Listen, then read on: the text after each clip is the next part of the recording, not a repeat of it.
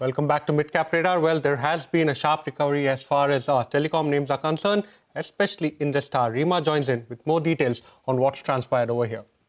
Thanks so much for that. So the promoter of Indus Towers, that's Bharti Airtel, which has about a 50% stake in Indus Towers, via the open market towards the end of August, has purchased some shares, about 68 to 69 lakh share rupees, and that translates into about 0.25% of a stake hike. So that is the positive. So this has been done via the open market. So you generally know that whenever the promoters hike stake in the company, it infuses confidence. And plus, Indus Towers has also been beaten down. The all-time high on Indus Towers was 499. The stock today is about 32% off from its all-time high levels at about 338. So the stock has fallen, and now the promoters have come in and added to about 0.25% to their overall tally. Plus, if you just go by the recent notes which came out on Indus Towers this week, one of them was Citi, and they said the bear case in the case of Indus Towers is 300 rupees.